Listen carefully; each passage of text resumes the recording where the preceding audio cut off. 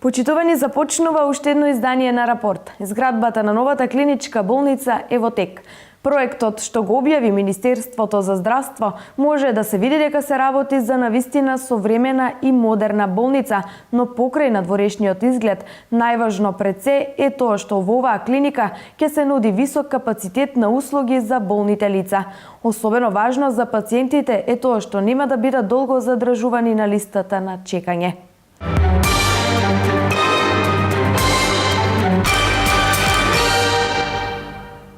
За предностите и можностите за новата болница и многу други прашања во делот на здравството, што најмногу ги засега граѓаните од Истокот, вечерва ќе разговараме со директорот на клиничкиот центар во Штип, Александар Стојановски. Во продолжение да видиме за што станува збор и да го слушнеме мислењето на граѓаните, колку се задоволни од јавното здравство.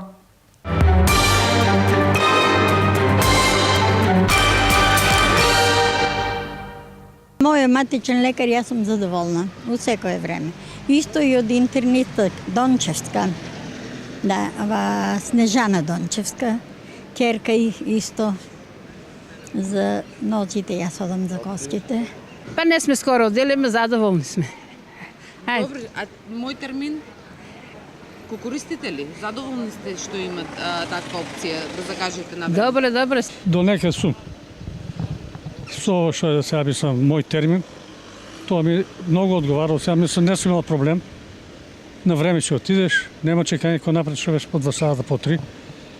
Други работи и од матичен лекар сум задоволен, прием добар, понашање добро. И сега зависи кој што.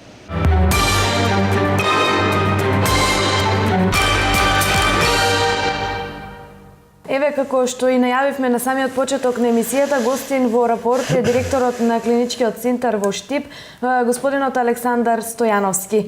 Добро вечер, директоре, и добро дојдовте во рапорт. Добро вечер на вас и на вашите гледачи. Благодарам за поканата во емисијата. Сметам дека ќе можем да видиме од корист со информациите за вашите гледачи.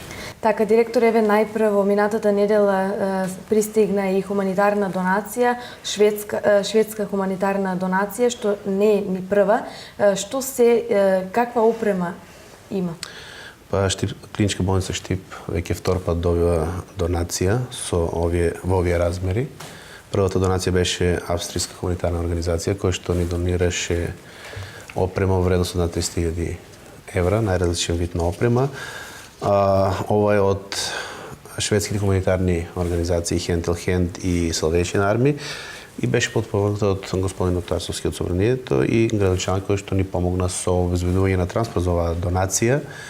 Инаку станува збор за комбинирана донација што се однесува до медицинска апаратура и различен потрошен материјал како и кревети, чаршави, облека, а воедно е предвидено и заеднички координирано да дадеме дел од таа опрема и за училиште со специјални потреби Искра.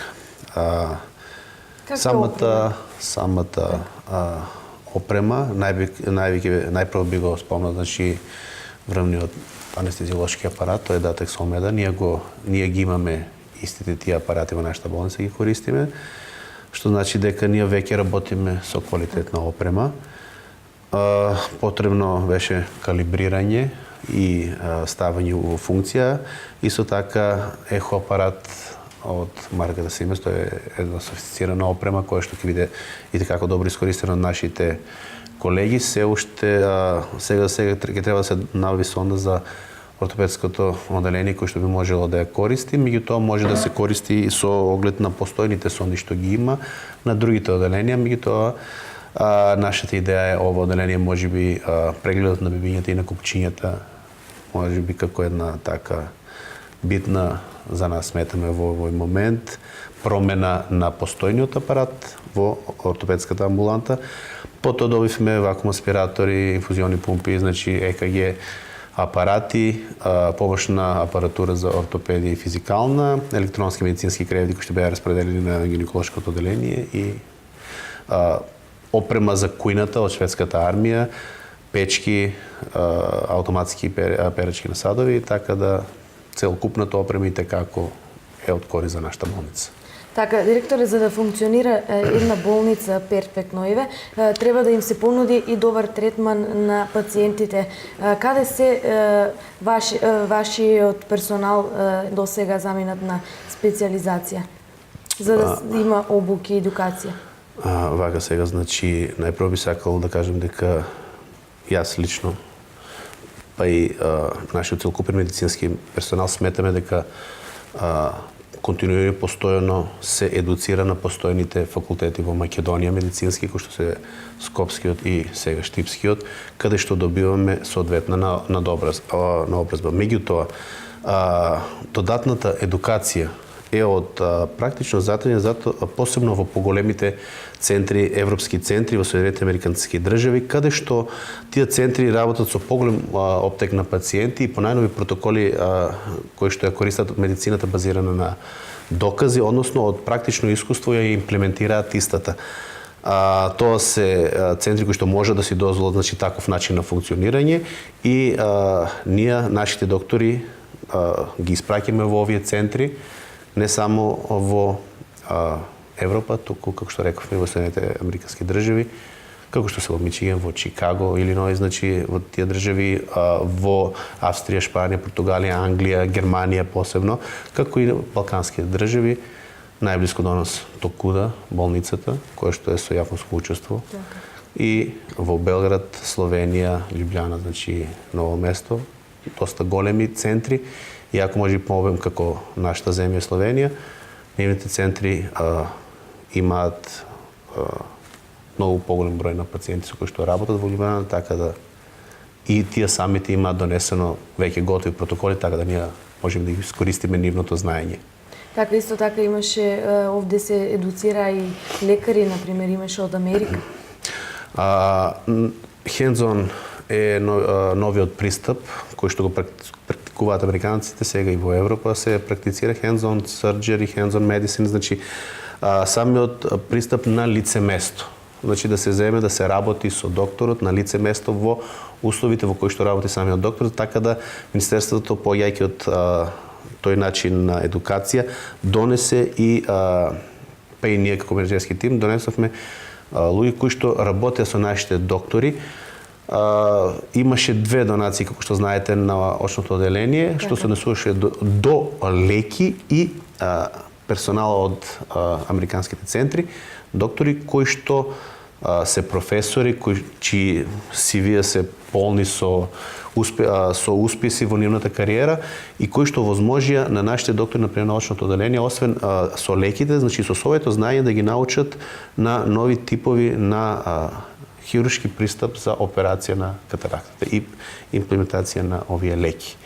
Освен тоа, кај нас дојде и од Институтот за кардиоваскуларни болести професорот Антонич, значи и неговите колеги кои што работеа со нашите кардиолози, така да штипските кардиолози сега ги подпомагаат и струмичките, значи ги едуцираат да можат што побрзо и таа болница да си ги преземе тие пациенти, затоа што сега во моментот ние сме референтен центар за источниот регион што се однесува до кардиолошките болести. Така, минатата недела министерот за здравство најави исто така и кофинансирање за специализација на стручно усовршување за јавните здравствени установи. Штип доби најмногу, значи од кои области веќе заминати на специализација? Станува со кофинансирање се однесува на колеги кои што веќе се, значи во јавниот сектор преземени и се веќе на специализација. Преземени се од психијатрија, се преземени се од онкологија, преземени се од хирургија интерно, значи и ревматологија, тоа се гранки кои што на Штипската болница и како и требаат. Ќе се овозможи, значи, полесна работа, меѓутоа и по-широк спектар на услуги да се понудат, ќе можеме. Знаете, кога рече дали има доволно персонал. Ако си задоволен да останеш на едно место, ќе речеш добро, до тука ми, доста ми. Меѓутоа ние како професионалци сакаме секој пат да се надградуваме. Зголемениот број на персонал возможува субспециализација на секој личност во своето поле да бидат уште подобри експерти во тоа поле. Така да на нашите пациенти би можеле да им се понудат услуги кои што не само што се поквалитетни, туку и квантитативно повеќе. Во однос на тоа што се однесува, да речеме, испраќање на пациенти, сега имаме онколошко имаме онколог, значи кој што може да ги прима сега за консултативно, колегите, затоа што се уште не е оформено како оделение и треба минимум нели 20-тројца колеги. Меѓутоа колешката веќе влезе во мој термин, веќе има консултации, ги гледани терапија, третманот, реакцијата, значи дали има добра на што е примат овој тип на пациенти, со што пациентите веќе не мора да одат во Скопје. Така. И кога би имале неа, например, 20-тројца се доктори минимум, меѓутоа ако имаме ние 6-7 доктори, ќе речеме сега секој од вас може да оди на субспециализација во одреден тип за карцином и ќе станат стручњаци за тој тип на карцином. Што значи ќе може да им се понуди многу повише на нашите пациенти. Така, овде исто така споменавте за онколог, дека веќе постои, дека имате колешка. Дали овде и станува збори за гинеколозите и од оваа област имавте проблеми? Па, точно, значи, станува збор за подрачје кај што често имавме недостаток, затоа што поголем број од колегите постарите отидоа во приватниот сектор. Министерството излезе во пресред одреден период со колеги од ГАК кои што доваѓа и покриваа матичните доктори, помогнаа со дежурствата. Во меѓувреме на специализација се испратени колеги кои што откако ќе завршат таа специализација се надеваме дека ќе ги преземат своите обврски и што поскоро ово оделение ќе може да го зголеми и обумот на понуда на услуги кои што ги нуди. Така, опозицијата од неодамна обвини дека во клиничкиот центар не е во функција томографот. Што значи тоа? Но каде е? Компјутерскиот томограф со својот начин на работа веќе 3 пати ги надминува своите можности. Апаратот не се расипува затоа што стои, него се расипува до употреба. Нашите колеги го дадоа својот максимум да ги пружат овие услуги на пациентите така да апаратот моментално е на тендер за сервисирање. Знаете дека законската обврска предвидува одреден рок, па треба да се оди преку Совет за јавни набавки, па се иде до нели потоа на електронска понуда, така да таа цела процедура има одреден временски период кој што е потребен за да се поправи овој апарат. Така, еве директоре, кога граѓаните од источниот регион да очекуваат да се поправи томографот? Ние очекуваме у најскор можен рок, затоа што разговаравме со сервисерите кои што за жал ние сме мала земја, нема понуда друга на сервисери, овие се специфични апарати и овластените сервисери има разбирање, разговаравме дека можеби и во текот на самиот тендер да излезат во пресред, меѓутоа законскиот рок значи нема да е помал од месец време. Затоа што овде како имаме и советот за јавни набавки кој што беше испратен веќе самиот тендер, за да отпосле почне самата тендерска процедура. Така, исто така е едно од обвиненијата беше и недостигот дека се справуваат со недостиг на инсулин за диабетичарите. Дали е точно тоа? Сега, значи, тоа е можеби едно од најголемите невистини кои што беше кажано, што се однесува за Штипска болница. Јас не сум повикан да зборам на ниво на Македонија, навистина не знам. Тоа е прашање кое што се однесува до фондот, до министрот за ниво на цела Македонија. Меѓутоа Штипската болница сукцесивно си порачува инсулин, например неделно. Водиме посебна тетрадка на едно лице, тетрадка. Ние водиме компјутерски запис, многу јасно, меѓутоа се знае точно бројот на лица кои што во Штип имаат потреба од инсулинска терапија. Се предвидува порано, се добиваат специјални инсулински пенкала кои што траат по месец време. Имаме секојаш на лагер и кога ќе видиме дека привршуваат, се врши порачка, таа порачка што е неделно, за да не ги чуваме, нели, затоа што бараат посебни услови, фирмите кои што ги испорачуваат ги имаат тие услови, нели, не имаме за помал количина. Пациентите, исто така имаме посебно оделение, доктор кој што е задолжен за овој тип на пациенти, сестра кој што администрира таа терапија, кој има потреба, така да инсулинска терапија да нема во Штипска болница, никогаш не е било. Разговарав со лицето кој што е задолжено за контрола на овие на инсулините. Разговарав и со докторот. Значи, во ниеден момент спрема записниците нивни, ниту еден пациент не е останал без терапија. Не се останати без набавка на соодветната потребна терапија. Секогаш благовремено се јавува, се вршат требувањата, достига до нас кој менаџерски тим, записници во кои што се бара тоа и тоа, се бара до тука сме, оваа количина ни треба, ние дозволиме и после тоа аптека во координација со интернистичко оделение, значи ја врши ова требовна листа и порачка. Така да, инсулин, во секој момент овие пациенти се покриени со терапија. Тоа ви го тврдам, слободно може да дојдат тие луѓе кои изјавуваат дека се немале, да дојдат да ги погледнат тие книги и да разговараат со докторот кој што е задолжен за таа терапија. Така, споменавте од пенка, дали има замена за тие?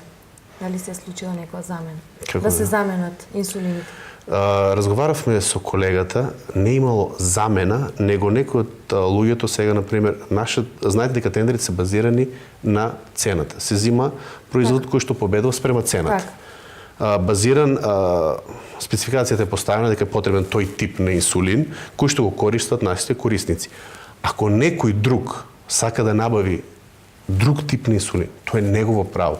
И разговарав со колегата, спомна дека некои од тие што се жалат, забележал на камерите, на изјавата, дека покажувале некој тип на пенкала кој што не се нашата терапија кој што ние ја делиме. Станува збор за нивна терапија што тие самите си ја земале. Дали ме разбирате? Така да, што се однесува до нас, ние ги покриваме без проблем. Кој создава тука проблеми вештачки, јас не би знаел која е целта нивна, не сакам да навлегувам, веќе тоа се немедицински работи кои што навистина не ме засегат со нивниот начин на делствување. Така, директоре, докаде е изградбата и реализацијата на проектот за акцелераторот? Кога граѓаните од Истокот ќе добијат апарат за рано откривање на карцином? Тоа е проект на Министерство за здравство и спаѓа под проектната единица, исто како и целокупната клиничка болница нова што се гради. Веќе имаше некои проблеми со претходната фирма, значи тоа се работи кои што се во мојот домен. Градежната фирма не ги условите кои што биле во тендерот не ги исполнувала, закаснувала со тоа. Министерството мораше повторно да распишува тендер, друга фирма го доби, повторно продолжи овие кои што застана, тука се одложи.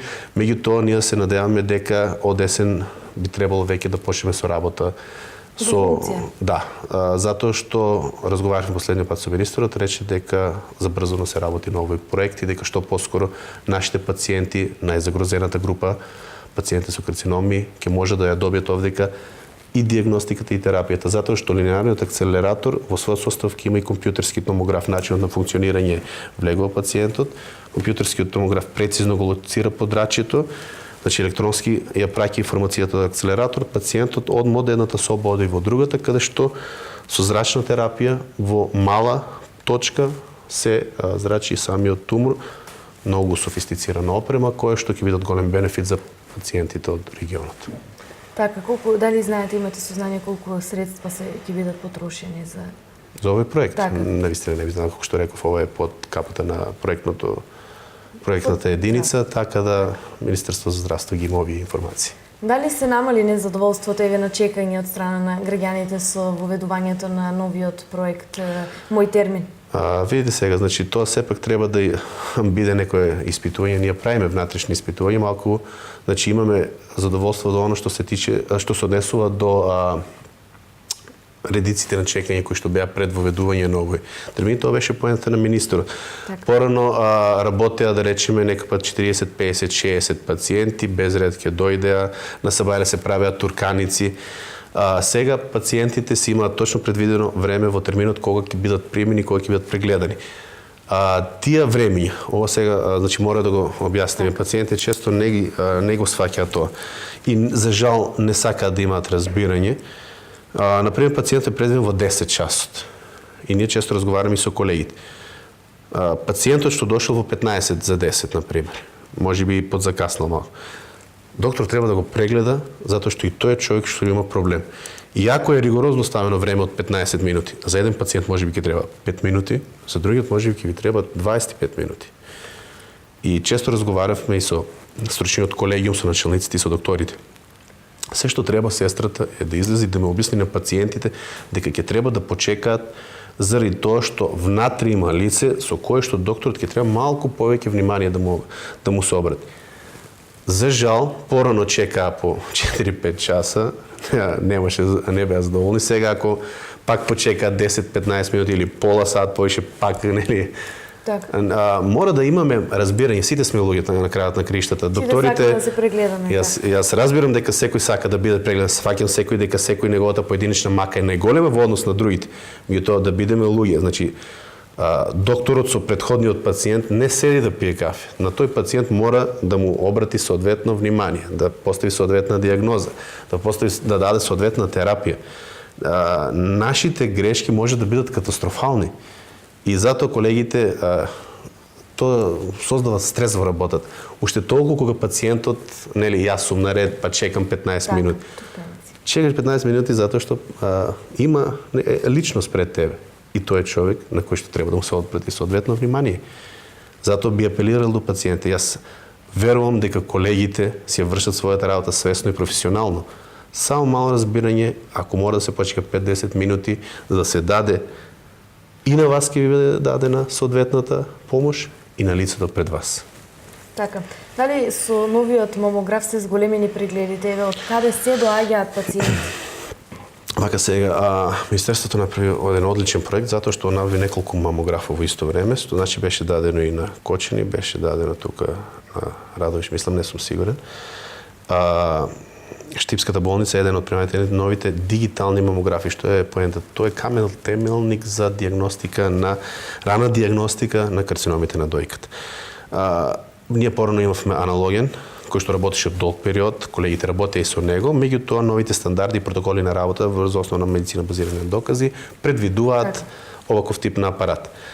Откако беше набавен, апаратот е ставен во функција, пациентите од Штипскиот регион, па ако има потреба, нели, затоа што, како знаете, Министерството дозволува човек каде сака да се прегледа на ниво на здравствена карта на Македонија и ако меѓутоа се гледа да биде упатен во центарот каде што живее, за да не се создаде оптеретување на другите места.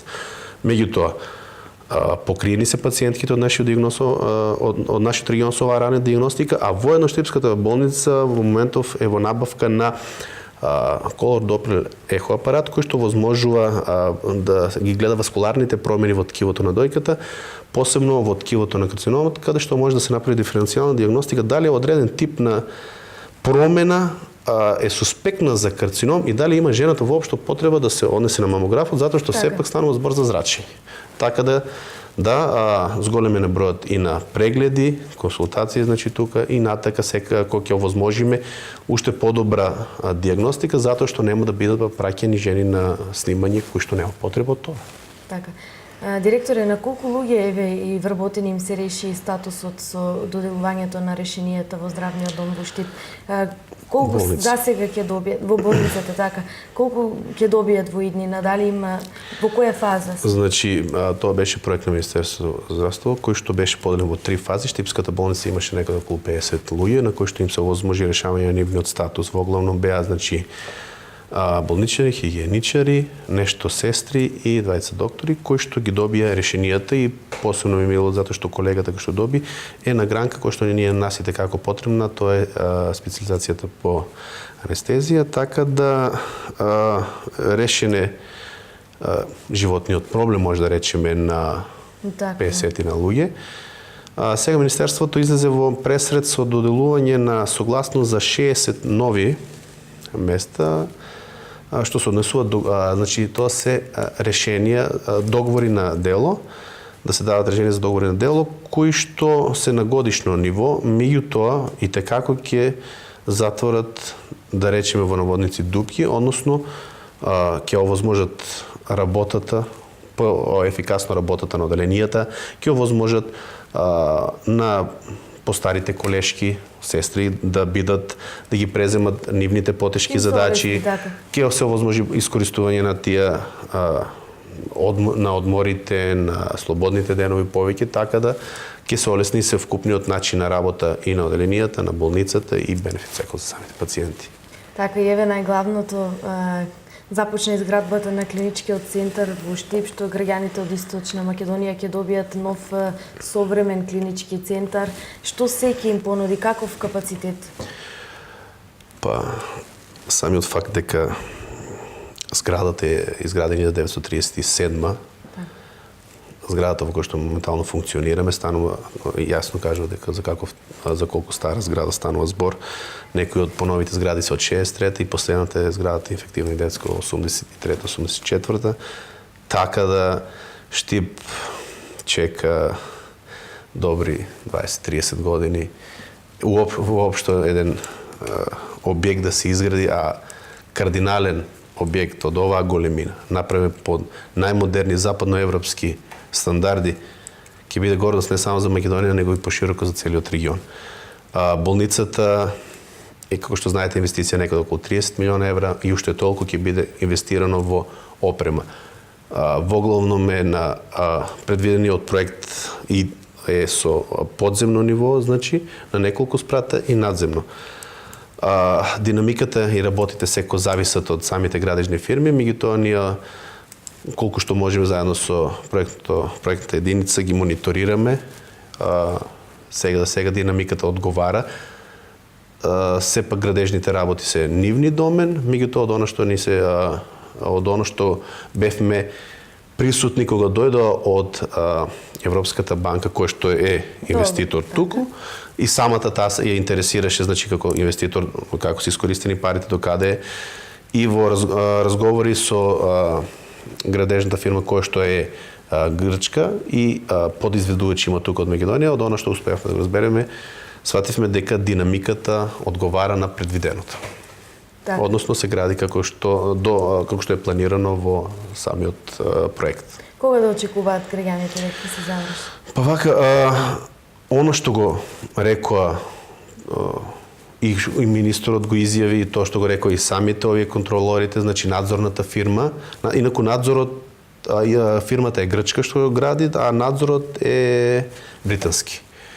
И воедно дојде и од самата Светска банка представници, така да комбинирано дојде од различни фели луѓе кои што се и tekako заинтересирани, сепак на криштата и ние како доктори и градот како потенцијални пациенти сме најзаинтересирани што побрзо се изгради. Стартно кажа дека ќе биде 2 години градењето на самата болница.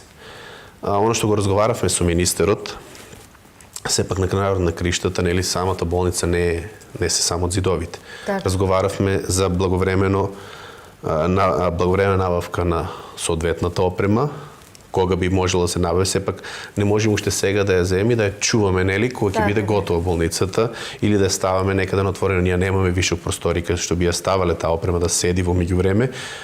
Меѓутоа, она што можеме да направиме плански кога и како би можело спрема динамиката на процесите да предвидиме кога би можело таа опрема да се почнат соодветно тендерите и воедно разговаравме за едукација на соодветен кадар кој што ќе може да ги искористи капацитетите, затоа што е предвидено оваа болница да има некои новини кои што ќе се понудат во здравството во Македонија воопшто и во источниот регион. Така да потребно е соодветна едукација на времена, до едукација на постоечкиот кадар за соодветните типови и точно нови вработувања кои што ќе овозможат како потпара, како што рековме, ако сме задоволни само од 2-3 доктори, добро, до тука е.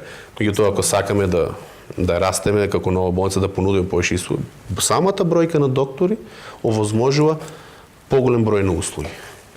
Така, дали ќе има нови обновувања и во здравниот дом во Штип? Здравниот дом не е под, така да речем, не е под наша капа. Меѓутоа ние како болница инвестиравме тука на втори спрат на Приземи, каде што се наоѓаат сега нашите капацитети, односно амбулантните рентген службата. Инвестиравме заеднички во лифтовите, тоалетите, приемните оделенија, ги сменивме, значи што можевме овдека неколку градежни захвати направивме. Правиме секој во самата болница, ние не можеме да чекаме додека иде болница, да ги оставиме тука работите. Колку што можеме со нашиот буџет, почна и некои проправки во делот на хидротерапија во Бањата Кежовица. Тоа е процес кој што ќе трае, нема да биде преку вечер, меѓутоа се надеваме дека што поскоро самите промени ќе овозможат поголемо задоволство на пациентите од тие капацитети. Но сепак со клиничкиот центар граѓаните ќе заштедат и на време и на пари. Точно, убаво кажано, на време, на пари, на пат, на средства, побрза терапија, поголем број на услуги. Значи, не може да се набрат сите предности кои што ќе ги понуди овој центар. Така, директоре, во билансот за изминатата година на клиничкиот центар бележи раст на квалитетните здравствени услуги и во делот на финансиите. Дали тоа значи намалување и на долговите? Вака, иако не е сега мој домен, економска директорка Папарова, изготвивме план кој што таа го всушност и представи, го реализира, со што возможи ние како менаџерски тим во овие 3 години воопшто да не направиме наш долг и навремено да си ги плаќаме фактурите кои што доваѓаат, а истовремено долгот кој што го наследивме од некои 73 милиона да го намалиме на 53 милиона денари. А истовремено да вложуваме и во нова опрема и во реконструкција на постоечките капацитети, така да сметам дека постигнавме еден успех на ова економско поле, што се гледа од фактот дека бевме прогласени спрема БС скорот баланс скоркард, начин за бодување на Министерството за здравство, бевме прогласена за најдобра болница во 2014 на ниво на Македонија. Така, се надевам дека граѓаните ги информиравме доволно. Ви благодарам на гостувањето, веќе и времето полека одминува. Се надеваме дека во некоја наредна прилика повторно ќе бидете гостин во нашето студио. Благодарам што ме повикавте и мило ми беше што можев да ви ги давам овие информации. Се надам дека и натека ќе може да соработуваме на ова поле. Така, почитувани, се надевам дека одговоривме на многу од вашите прашања. Останете со програмата на Канал Плюс телевизија, следуваат најновите и најсвежите информации од источниот регион. Довидување.